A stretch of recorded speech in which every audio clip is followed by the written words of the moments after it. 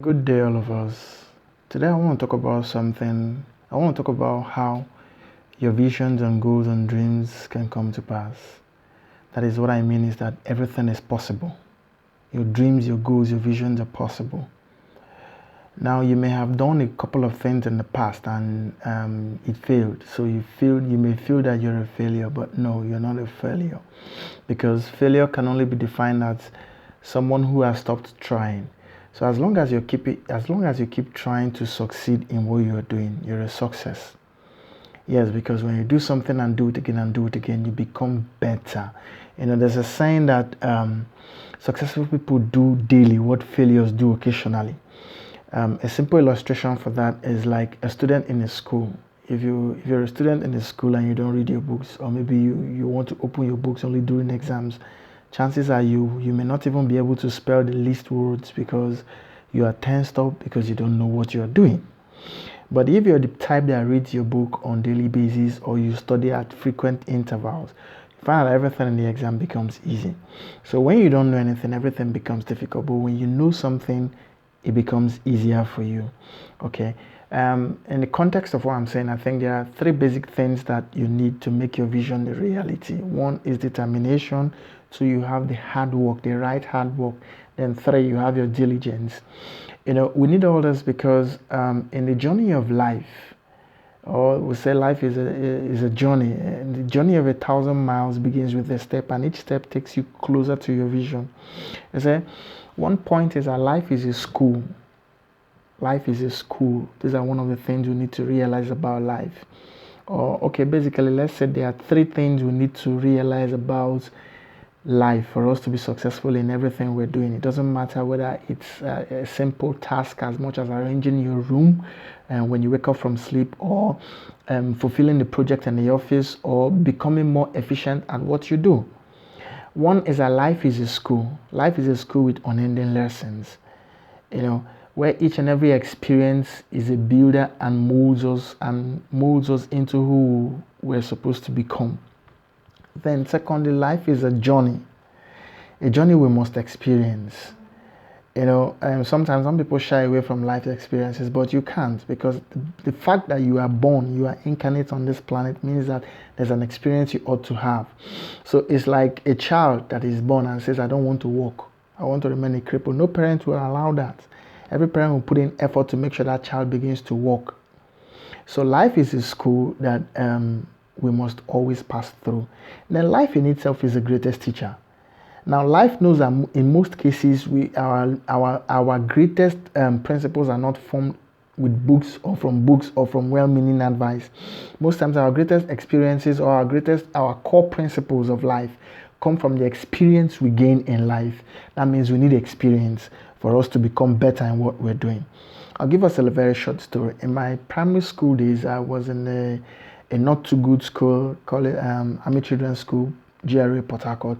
Then at a point, my dad wanted to change me to Aladumo School, which was an Ivy school. In my primary 3, we wanted to do that. It didn't work out, so I slowed down. In our primary 4, we tried. It didn't work out. I slowed down. In our primary 5, there was chance in primary 4 in Aladumo. So I had to leave primary 5 in Army Children's School and go back to primary 4 in Aladumo.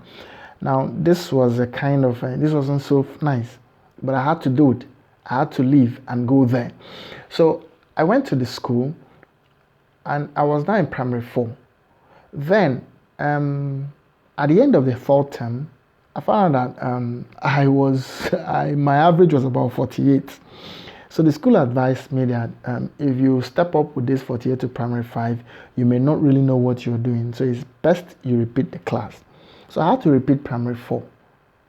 Now imagine the pain leaving primary 5, coming to primary 4, and repeating primary 4. So I've lost 2 classes. Now, I wasn't a very bright student then, because the school I come from, who cares? The teachers don't care. If you like, read. If you like, don't read. But over here, we had good teachers, because Aladumo had Ghanaian teachers who were very good at teaching you and making sure that you understand what you are doing. So, while repeating the class, something happened. In the first time of that class that I was repeating in primary 4, that's the second time I was doing primary 4, one day I was going for break, and I saw one guy that I actually like because the guy is quiet, he's calm, doesn't make so much noise, because I actually like people who don't talk too much in class or who don't make noise. Because I saw them like they were respectful people, since the teachers always requested to write list of noisemakers. So I saw noise making like a crime, and I respected those who didn't make noise. Then secondly, this guy was very intelligent. I don't think he came after 5 or below 5. He was first 5 in every of his class from nursery school. So as I wanted to join the conversation, not really join, I wanted to just stand by the side. He just looked at me and said no, that I should go because I failed in my primary 4. He said in the context of as if I purposely failed my exams. As of then, I didn't say like it was my fault to fail. I saw it like it was the fault of the system. The school wasn't so nice, or I wasn't impressed, or a lot of reasons. So, but I just saw it like it wasn't my fault. Now, this particular incident pained me, but I didn't tell him because I was on the very quiet side. So I just walked away. But from that day, I never went close to him again because I saw it like a rejection. He had rejected me, so there's no need going close to him. But something happened. That event I went back home and I started reading my books. Because formerly I wasn't reading my books. I was like, is it not go to school? The teacher will teach you, you come back home, exam, you write it and pass it or fill it and go. So I started reading my books. And when I started reading my books, surprisingly, the first time of that repetition, I took third with an average of about 92 or 93. In the second time, I took second. I think my average was about 96 or 7. Then the fourth time, I took first with an average of 99. I even surpassed one guy who was in our class then, Tony Uneze. That Tony Uneze, from his nursery school, he has never carried second. But I surpassed him and I became first. So the question is, what happened? Is the same me? I did not import any brain from anywhere. It's the same me. I only added what? Determination. I determined to become the best. Then I put in the effort which I wasn't putting in because I wasn't reading. Mine was the teacher teaches me, at the end of the day I fold my books. If I get home, if there's any assignment, I look out for how to do it. If I can't do it, I write anything and submit tomorrow. The score doesn't really matter. When my dad is checking through my books, I give him 1 or 2 reasons why I failed this one or why I didn't fail this one and all that. He beats me, he does everything. For me, life goes on. Okay, so the point is, I was able to beat somebody who had never taken second. Not because I became, wiser or, nothing. It was just because I put in the right keys. So the point I'm trying to make is that for everything you want to achieve in life, it's possible.